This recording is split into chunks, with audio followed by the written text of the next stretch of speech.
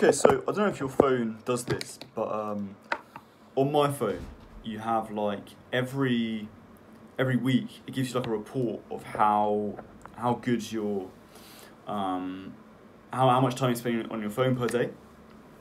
And I had a look at mine this week, and it was extremely low.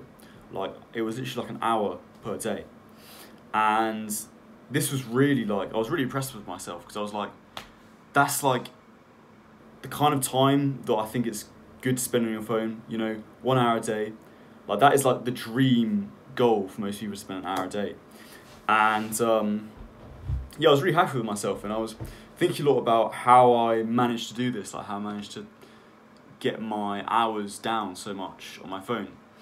And to be honest, it's not been through hard work or discipline. I've not had to make myself not go on my phone. I think what it's really been is I've just found a few sort of protocols of things to do that have just stopped me from going on my phone. I do think that phones are... You need something more than just willpower if you want to reduce your screen time. And so what it boils down to for me is just identifying when I'm tempted to go on my phone. Like when I had those days where like I look at my phone and I'm like, oh fuck, I'm looking at my phone, I shouldn't be looking at my phone, and I put it away. And then like 5 minutes later I just pick it back up again and go straight back on the app that I've already looked at. When I get days like that, what I've realised is going on there is 90% of the time I'm just very burnt out, like I'm very tired, but I'm not letting myself relax properly. And because I'm not letting myself relax, my brain and my body like wants something to stimulate it, to keep it awake. And so what it's doing is, the best thing for that is the mobile phone, right?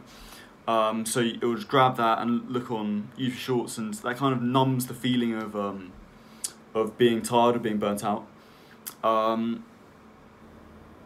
For example, I think a similar analogy of this is like, I remember when I used to go I still do go out, but at uni, like if I had like a really heavy night and it was getting to the end of the night, I was starting to feel really tired, but I wanted to stay. What I'd do is I'd just have a cigarette, and that would really wake me up and sort of make me feel gassed. And there's a similar thing going on there. I feel like, social media is kind of like a cigarette for your brain. But the trouble is, when you're in that situation where you're actually tired at a party, like the best thing to do is just to go home and don't harm your body with a cigarette.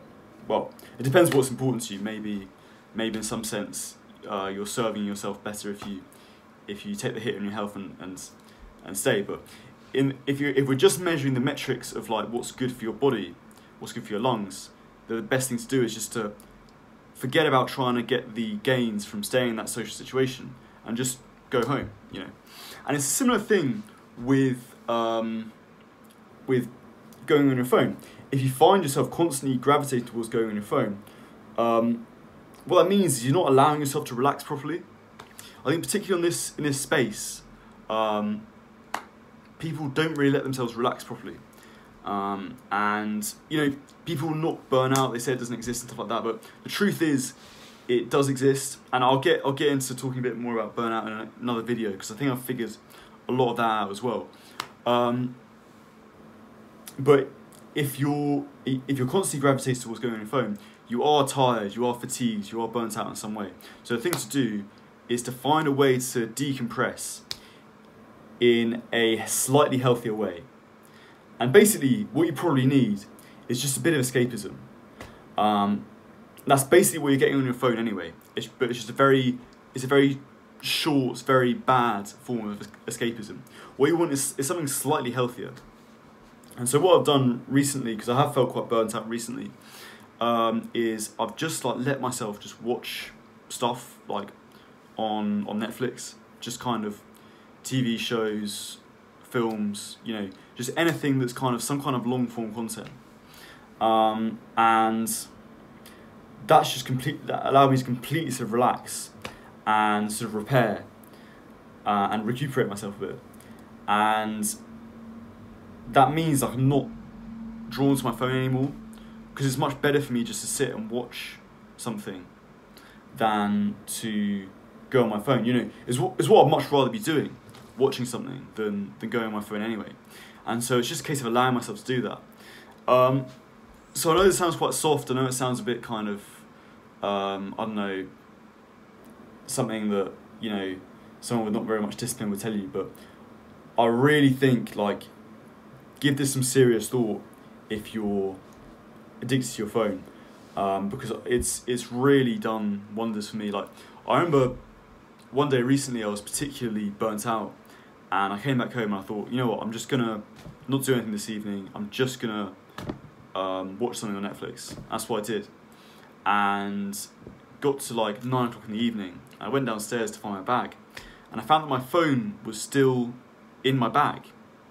So I'd provided myself with an escape that was so good, that was so fulfilling, that I didn't feel the need to go on my phone. That was a really nice feeling. Now, obviously, long term, you don't want to be watching Netflix for your entire life. You know, I get it. But if you find yourself in a situation where you're addicted to your phone, that's the best call. Just to do something to indulge yourself, let yourself repair and relax, and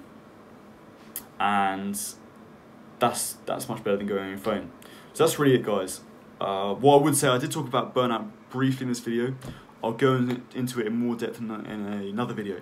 But one thing I would say is the thing with burnout is it's not really to do with how hard you're working, but more the kind of work that you do. And I think if you're burnt out, it's probably because the work you're doing is either not very useful or it's not working towards something that's important to you. That's what causes burnout, not the work itself. So that's something to bear in mind. But yeah, I'll go over that in a future video. But yeah, thanks for watching, guys, and I'll see you in the next one.